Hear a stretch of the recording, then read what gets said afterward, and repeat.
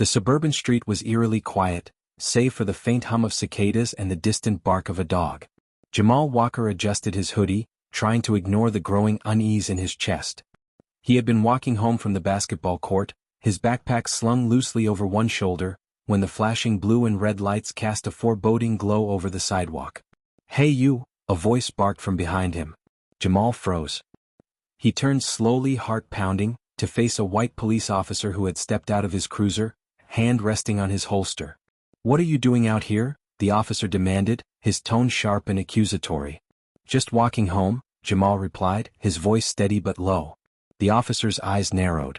"You matched the description of a suspect in a theft nearby. Hands out of your pockets." Jamal complied, raising his hands slightly. "I didn't steal anything." "Sure you didn't?"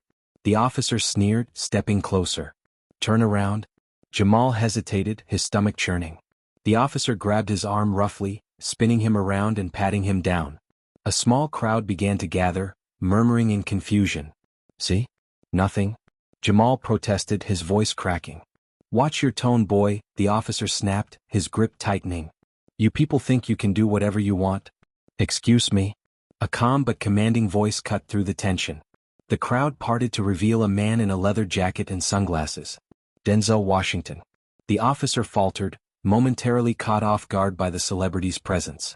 "Is there a problem here, officer?" Denzel asked, his tone polite but firm.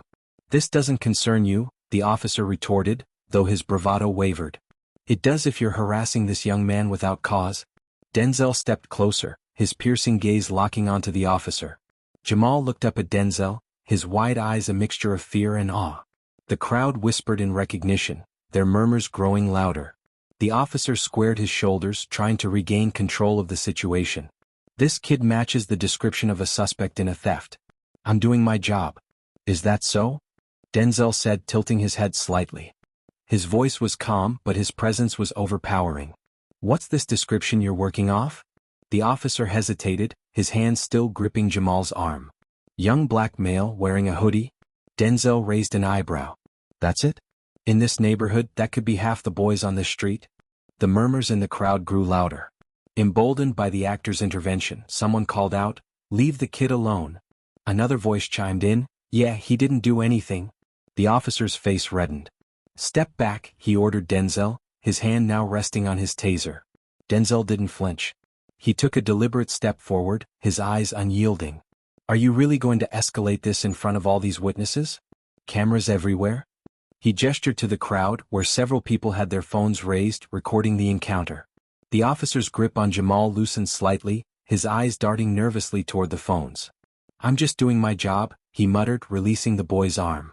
"Then do it right," Denzel shot back. "If you don't have evidence, you don't have the right to treat him like a criminal." Jamal stumbled back, rubbing his wrist. He glanced at Denzel, his lips trembling as he tried to find the words to thank him. The officer stepped away, his face a mask of frustration. "Watch yourself," he warned Jamal, pointing a finger before retreating to his cruiser. As the police car drove off, the crowd erupted in cheers, but Denzel remained stoic. He turned to Jamal, his voice softening. "You okay?" Jamal nodded, but his eyes betrayed his lingering fear. "Yeah. Thanks, man. I don't know what would have happened if you hadn't shown up." Denzel placed a reassuring hand on his shoulder. "Come on, let's get you home." The walk to Jamal's house was a quiet one at first. Denzel could feel the weight of the boy's silence and decided to break it. "You always walk home alone?" he asked. Jamal shrugged. "Most of the time. My mom's always working late and, well, I'm used to it." Denzel nodded. "You got any siblings?" "Nope. Just me and my mom. She works 2 jobs, so I don't see her much." Jamal's voice was tinged with bitterness. "She tries, though." As they approached a modest duplex, Jamal hesitated. "You don't have to come all the way. I'll see you inside," Denzel said firmly. "I want to make sure you're safe." Jamal relented and opened the door. The small living room was tidy but bare, with mismatched furniture and faded curtains. A picture of a younger Jamal with his mother hung on the wall. "She won't be back for a while," Jamal muttered, dropping his backpack onto a worn couch. Denzel looked around, taking in the details. "You ever tell her about stuff like this?" Jamal shook his head. "What's the point? She's already got enough to worry about." Denzel sat down, leaning forward. "Let me tell you something, Jamal. When I was your age, I didn't have much either. My mom worked hard too. But I had people who looked out for me who made sure I stayed on the right path. Jamal frowned. I'm not on the wrong path. I know you're not, Denzel said gently. But sometimes the world tries to push you there. You gotta be ready to fight back. Jamal looked away, his jaw tightening. Oh, people like that cop don't care about us? They do care, Denzel said, his voice taking on a steely edge. They care when we don't back down. When we hold them accountable. Jamal didn't respond, but the words seemed to sink in. After a moment he asked, Why'd you stop to help me? You didn't have to.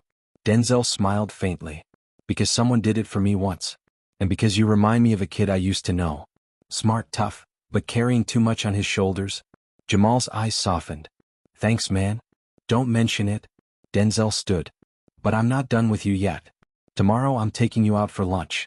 We'll talk some more. Jamal blinked in surprise. Seriously? Seriously? Denzel grinned. You can't say no to Denzel Washington. The next day, the video of Denzel's confrontation with the cop had gone viral. News outlets picked up the story, with headlines ranging from Denzel Washington, real-life hero, to an actor interferes with police duties. Denzel scrolled through his phone, his face unreadable. His agent called, warning him to stay out of trouble, but he brushed it off. This wasn't about his career. Meanwhile, Jamal's mother, Erica, returned home to find him excitedly recounting the story. At first, she was horrified, but when Jamal told her about Denzel's promise, she hesitated. I don't know about this, she said. We don't need anyone's charity. It's not charity, Mom, Jamal argued. He just wants to help. Reluctantly, Erica agreed, but her unease lingered. She had seen too many promises broken. The next afternoon, Jamal and Denzel sat across from each other at a small diner. The booth was tucked away in the corner, offering some privacy from the occasional gawking patron who whispered excitedly, Is that really Denzel Washington? Jamal nervously fiddled with his straw, unsure how to start the conversation. Denzel, sensing the boy's discomfort, leaned back and smiled. Relax, Jamal. I'm not going to interrogate you. Jamal smirked faintly. I just don't get why you're doing all this. Let me tell you something, Denzel began, resting his elbows on the table. I've seen too many young men like you get chewed up by this system. It starts with a traffic stop or a random accusation, and before you know it, your whole life's derailed. If I can help you avoid that, then I will. Jamal looked down, his voice quiet. It's not just that, cop. It's everything. Teachers think I'm a troublemaker before I even open my mouth. Store clerks follow me like I'm a thief. Even the neighbors look at me like I don't belong. Denzel nodded solemnly. I know it feels like the world's stacked against you. But here's the thing, you can't let them win. You can't give them any excuse to write you off. Jamal frowned. It's not that easy. No, it's not, Denzel admitted. But it's worth it. Their conversation was interrupted by Denzel's phone buzzing. He glanced at the screen and frowned. It was his agent again. Reluctantly, he answered, stepping outside to take the call. Denzel, what are you doing? His agent's exasperated voice came through the line. That video's causing a media firestorm. The police union's calling you out, saying you endangered an officer in the line of duty. Endangered? Denzel retorted, his tone sharp. I stopped him from harassing a kid. Doesn't matter, the agent replied. This is becoming bigger than you. They're digging into your personal life, looking for any dirt they can find. Let them dig, Denzel said firmly. I'm not backing down. Before his agent could respond, Denzel ended the call and returned to the table, his jaw set. Jamal noticed the tension and raised an eyebrow. Everything okay? Just noise, Denzel said, waving it off. Nothing you need to worry about. Officer Reynolds sat in a dimly lit office, his face a mask of fury as he watched the viral video on repeat. His superior, Captain Michaels, stood nearby, looking uncomfortable. This is ridiculous, Reynolds muttered. That punk kid and his Hollywood savior think they can humiliate me? I'll show them. Michaels sighed. Reynolds, you need to let this go. The department doesn't need more bad press. Reynolds glared at him. They made me look weak. I'm not letting that slide. You're treading on thin ice, Michaels warned. One more screw-up and internal affairs will be all over you. Reynolds ignored him, his mind already plotting his next move. Denzel began to dig deeper into Officer Reynolds's past. He contacted an old friend, Chica, an investigative journalist who had built her career exposing corruption. I need you to look into someone, Denzel said when they met at a quiet cafe. Chica raised an eyebrow. You're serious about this? Dead serious, Denzel replied. This guy's dangerous and I need to know who I'm dealing with. Within days, Chica uncovered a trove of damning information. Reynolds had a history of complaints for excessive force and racial profiling, but none had led to disciplinary action. Several cases had mysteriously disappeared from the record. This isn't just one bad cop, Chica said when she handed Denzel the files. This is a pattern and someone's been covering for him. Denzel felt a surge of anger. He thought about Jamal and how easily the boy could have become another statistic. We need to expose this. Chica hesitated. You sure you want to go down this road? It's going to get ugly. I don't care, Denzel said. The truth needs to come out. Meanwhile, Jamal's life was growing more complicated. The harassment hadn't stopped. Late one evening as he walked home from a friend's house, a police cruiser pulled up alongside him. It was Reynolds. Out for another stroll, huh? Reynolds sneered, stepping out of the car. Jamal's pulse quickened, but he forced himself to stay calm. I'm just going home. Reynolds smirked. Sure you are. But maybe we should take a little ride just to make sure you're not causing any trouble. Before Reynolds could lay a hand on him, headlights approached and Denzel's car pulled up.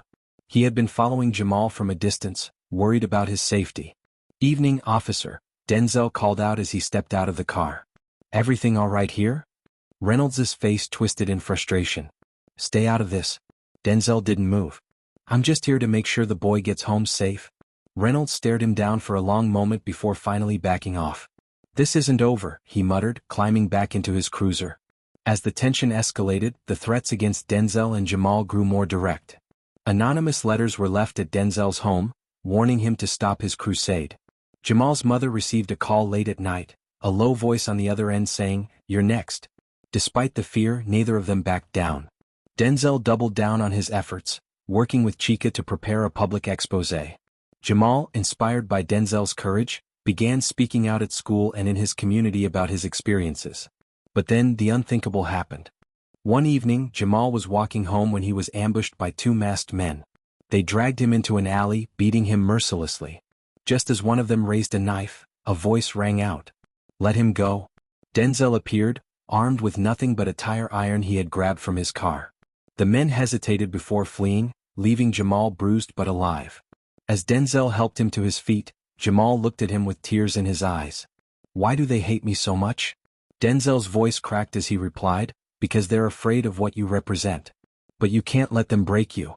Denzel sat in his living room, staring at the bruises on Jamal's face. The boy was resting on the couch, his head propped up with pillows, and Erica, his mother, sat nearby, her face etched with worry. This is too much, Erica said, her voice trembling. They're going to kill him? They won't, Denzel said firmly. Not as long as I'm here. What happens when you're not here? Erica shot back. I'm grateful for everything you've done, but this is my son we're talking about. Jamal stirred, his voice hoarse. Mom, I'm not backing down. Erica turned to him, tears in her eyes. Baby, please.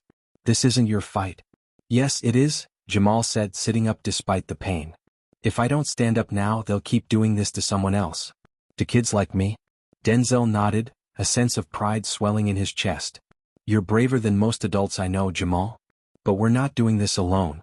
He reached out to civil rights activists, community leaders, and even former law enforcement officers who had left the force due to corruption. Among them was Marcus, a retired detective who had spent years investigating police misconduct. I've been waiting for someone to take this on, Marcus said when Denzel approached him. Reynolds isn't just a bad apple. He's part of a whole rotten tree.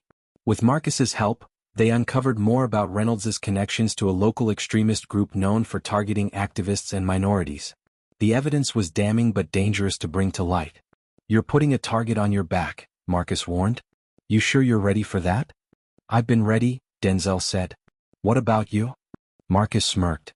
I wouldn't be here if I wasn't. Meanwhile, Jamal began his own journey of resilience. Despite Erica's protests, he continued speaking at school and local events, sharing his story. His bravery inspired others to come forward with their own experiences of police harassment. The movement grew, fueled by the viral video and Denzel's involvement. But the threats didn't stop. One evening, a brick was thrown through Denzel's window with a note attached. Stop or else? Jamal stared at the shattered glass, his hands clenched into fists. They're scared. Denzel picked up the note, his expression grim. And that makes them dangerous. The situation reached a boiling point when Chica's expose was published. The article detailed Officer Reynolds's history of misconduct, his connections to the extremist group, and the department's systemic cover-ups. It was accompanied by video interviews with victims, including Jamal. The reaction was explosive. Protests erupted across the city, demanding Reynolds's dismissal and an investigation into the police department. The media spotlight intensified, forcing the mayor to address the issue publicly. "We take these allegations seriously," the mayor said during a press conference. "There will be a thorough investigation." Reynolds, however, wasn't going down without a fight. In a last-ditch effort to save himself, he planted false evidence linking Denzel and Jamal to criminal activity. It was a desperate move, but it succeeded in muddying the waters. Suddenly, Denzel found himself under scrutiny. Reporters swarmed his home, and social media was flooded with accusations. Even some of his supporters began to waver.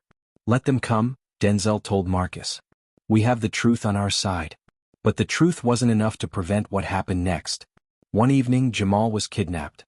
Reynolds and his accomplices had been watching him for days, waiting for the right moment. They took him from outside his school, leaving behind only his backpack. When Denzel received the call from Erica, his blood ran cold. "We'll find him," he promised, but his voice was tight with fear. Marcus sprang into action, using his old contacts to track down Reynolds. It didn't take long to locate the hideout, an abandoned warehouse on the outskirts of town. "This is reckless," Marcus said as they prepared to confront Reynolds. "We should wait for backup." "There's no time," Denzel said. "Jamal's life is on the line." The warehouse was dimly lit, the air thick with the smell of oil and rust. Denzel and Marcus approached cautiously, their footsteps muffled by the dirt floor. Inside they found Jamal tied to a chair, his face bruised but defiant. Reynolds stood over him, a gun in hand. "You just couldn't leave it alone, could you?" Reynolds sneered as Denzel stepped into the light. "Let him go," Denzel said, his voice steady. "This ends now." Reynolds laughed bitterly. "You think you're a hero? You're just another loudmouth who doesn't know when to quit." Denzel took a step closer. "And you're a coward hiding behind a badge." Reynolds's face twisted with rage. "You don't know what it's like. People like you don't respect the law. You think you're above it? The law isn't a weapon," Denzel said. "And you're not above it either." As Reynolds raised his gun, Marcus stepped out of the shadows, his own weapon drawn. "Drop it, Reynolds. You're done." For a moment, time seemed to freeze. Then, with a snarl, Reynolds lunged for Jamal. A gunshot echoed through the warehouse and Reynolds fell, clutching his shoulder. Marcus lowered his gun, his face hard. "I told you this would get ugly." Reynolds was arrested, and the evidence against him and his accomplices was overwhelming. The trial became a national sensation, exposing not only Reynolds's crimes but also the systemic failures that had allowed him to operate for so long. Jamal's testimony was the most powerful moment of the trial. Standing tall despite his bruises, he recounted the harassment, the kidnapping, and the courage it took to fight back. "I'm not afraid anymore," he said, his voice echoing through the courtroom. "And I won't stop fighting until no one else has to go through what I did." The jury returned a guilty verdict, and Reynolds was sentenced to life in prison. The department underwent sweeping reforms, and the mayor announced new initiatives to address systemic racism. Months later, Denzel and Jamal stood on a stage in front of a crowd of thousands. It was the dedication ceremony for a new community center, built in honor of the movement they had sparked. "This isn't the end," Denzel said, addressing the crowd. "It's the beginning. And it's up to all of us to keep pushing for change." Jamal stepped up to the microphone, his voice filled with determination. "They tried to silence me but they couldn't. And now, I'm going to make sure no one else feels powerless." As the crowd erupted in applause, Denzel placed a hand on Jamal's shoulder. "You've got a bright future ahead of you," he said. "So do we," Jamal replied, a smile breaking through the shadows of the past. The two walked off the stage together, their bond unshaken and their fight far from over.